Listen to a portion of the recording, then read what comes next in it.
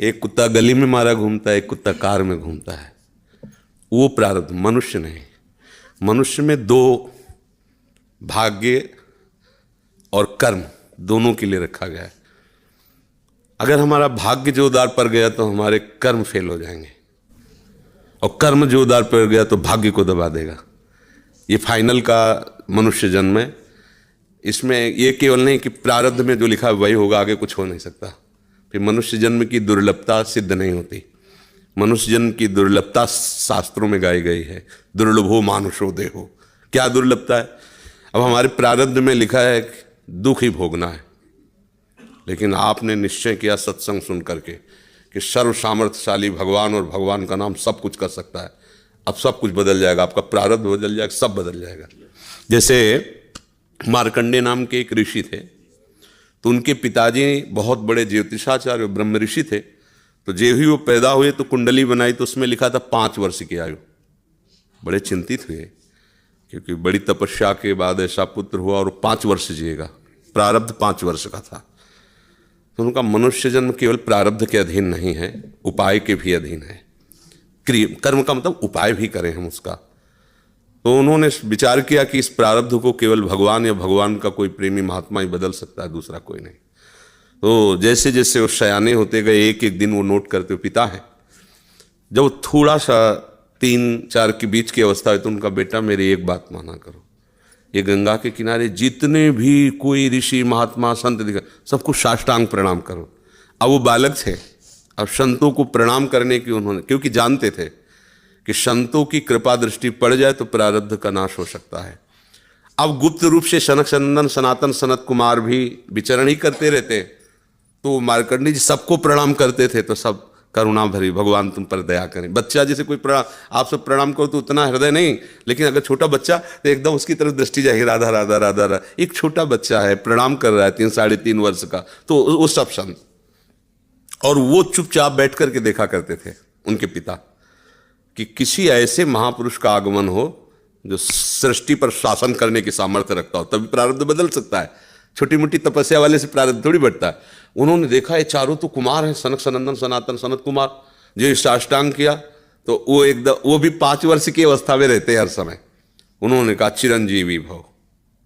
बस वो खड़े हो गए, बोले महाराज ये अभागा चिरंजीवी लायक नहीं है, इसके प्रारब्ध में 5 वर्ष की आयु लिखी और चौथा भी पूर्ण होने जा रहा है, कुछ समय का जीवन है। सनकादि ने कहा जो चिरंजीवी भव तो चिरंजीवी भव। हमने उसका भाग्य देख के थोड़ी बोला, उसका आचरण देख के बोला। एक छोटा बालक संतों के चरणों में लेट रहा है, ये चिरंजीवी लायक ही है। बोले महाराज अब भाग्य देख के दे, 5 वर्ष की आयु, अब कैसे? तो उनका हम वो तिथि वो तारीख तुम निकालना, और उस तारीख को हम भी आएंगे। भगवान शंकर के मंदिर में भगवान शंकर के लिंग को ऐसे गले लगवा के बैठालना, हम भी वहीं रहेंगे, देखते हैं कैसे मृत्यु ले जाएगी इस बालक को। ऐसा ही हुआ। अब संतों के बताए हुए मार्ग पर चलने वाले का मंगल ही होता है। तो वैसे चारों कुमार वहाँ विराजमान गुप्त रूप से, धर्मराज पधारी, यमराज के रूप में नहीं, धर्मराज के रूप में।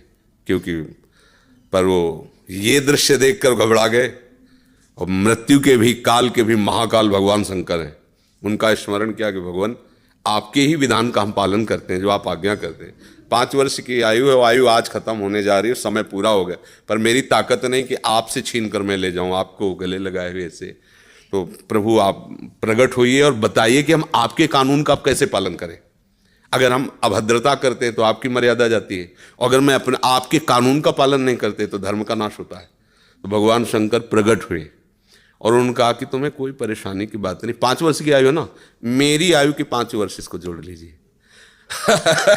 भगवान ने कहा मेरे हिसाब से। भगवान को जानते, जब यहाँ का पूरी सृष्टि का विनाश होता है ना, तो इतना होता है, निमेष निमेष इतने, जैसे भागवत में आता है ब्रह्मलोक में एक कमल की पंखुड़ी ऐसे छेदी गई तो मृत्युलोक का 1 वर्ष और वहां का इतना समय। तो भगवान का निमेष और ब्रह्मा की पूरी की आयु व्यतीत हो गई। आज भी अविनाशी हैं मार्कंडेय ऋषि, आज भी विराजमान है। क्या हुआ? क्रियमाण ने जोर कर दिया, प्रारब्ध का नाश हो गया। जो प्रारब्ध 5 वर्ष का था वो अविनाशी हो गया, वो अमोघ हो गया। तो हम केवल पशुवत प्रारब्ध भोगने नहीं आए हैं, हम नए प्रारब्ध की रचना भी करने आए हैं। अब वो जो आध्यात्मिक शक्ति से युक्त नहीं है, केवल वो लौकिक बल से चाहेगा तो प्रारब्ध मिटिया मेट कर देगा, और आध्यात्मिक शक्ति प्रारब्ध को मिटिया मेट कर देगा। ये रहस्य है।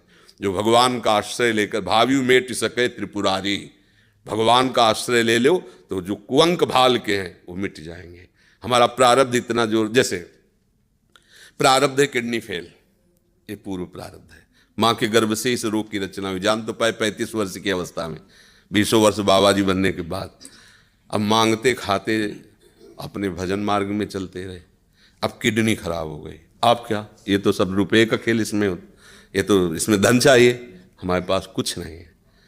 अब हम जिनके आश्रित थे उन्होंने खेल बदला, ये सब व्यवस्था कर दी। ये हमारे प्रारब्ध में नहीं था, प्रारब्ध में तो दुर्गति थी, दोनों किडनी फेल हैं, लेकिन आश्रय जिनका लिए उन्होंने चैप्टर बदल दिया। अब देखो किडनी खराब, 2 बजे से दिनचर्या चल रही, 2 बजे रात से। ये किडनी वाले पेशेंट की दिनचर्या होती है क्या 2 बजे रात से? तो ये है इनके चरणों का बल, और ये हमारा बल। हमारे बुरे कर्मों का फल हमको मिल रहा है, और उनके आश्रित हैं, तो ऐसे हमारा जीवन कट रहा है, ऐसे गोद में लिए काट रहे हैं। तो हम केवल प्रारब्ध के ही अधीन नहीं, हम कोई पशु नहीं है, मनुष्य जन्म में मिला है। हम नया कर्म करें ऐसा कि हमारे प्रारब्ध, बुरे प्रारब्ध का नाश हो जाए। हम ऐसे भगवान का आश्रय लेकर भजन करें कि हमारा, अच्छा भगवान सब कुछ है। जैसे आपको धन चाहिए तो लक्ष्मीपति है, यश चाहिए तो पुण्य श्लोक है, उन्हीं की कीर्ति से समस्त शास्त्र भरे हुए। जो चाहिए, रूपवान, गुणवान, धनवान, वैभवान, वो सबके समुद्र हैं, उनका आश्रय ले लो, सब कुछ हो जाएगा। अब अगर केवल धन पर लक्ष्य रखोगे, वो भगवान का आश्रय नहीं लिया, तो बुरे कर्मों से भी तुम नहीं बच पाओगे। अब उपाय ये करना चाहिए कि हमारे नए कर्म ऐसे बलवान होने चाहिए कि जो बुराइयां हमसे पीछे हुई वो हमें परास्त न कर पाए। अगर हम यश चाहने की कोशिश करें तो भगवान का नाम कीर्तन करें, गुण और संयम से रहें, सबको सुख पहुंचाएं, अपने आप यश होगा। और अपने यश के लिए हम दंभ पाखंड करें तो बाद में ऐसी कालिक पोतेगी कि ना लोक के रह जाओगे ना परलोक के रह जाओगे। तो हमें यश चाहिए, धन चाहिए, सुख चाहिए, तो एकमात्र भगवान का सहारा लेकर हम भागवतिक आध्यात्मिक कर्म ऐसे करें जिससे सबका मंगल हो जाए, सबको सुख प्राप्त हो जाए। जैसे हमें अच्छा भोजन चाहिए तो दूसरे की थाली से छीने नहीं, अपनी थाली का दूसरे को पवा दे। अब तुम्हारे लिए जो व्यवस्था होगी बड़ी हाई क्लास की होगी, क्योंकि वो सरकारी होगी। वो देख रहा है ना, तुम दूसरों के लिए अपने सुख का त्याग कर रहे हो, तो तुम्हें कभी दुखी देख ही नहीं सकता। दुख उसको मिलता है जो अपने सुख के लिए दूसरों को दुख देता है, दूसरे के सुख का नाश करता है, फिर मालिक उसके सुख का नाश कर देता है। और ये सबको बात लगभग पता है कि किसी को भी दुख देने से तुम्हें सुख नहीं मिल सकता, पर कोई चूकता नहीं अवसर आने पर दूसरे के दुख को दे करके, और वो सुख भोगना चाहता है, इसलिए वो दुखी रहता है। अगर चतुरता आ जाए, विवेक आ जाए, और विवेक पूर्वक को अपने कर्म को संभाल ले, तो बुरा प्रारब्ध भी टल जाएगा, मंगल ही मंगल, आनंद ही आनंद रहेगा। ये भगवान का आश्रय।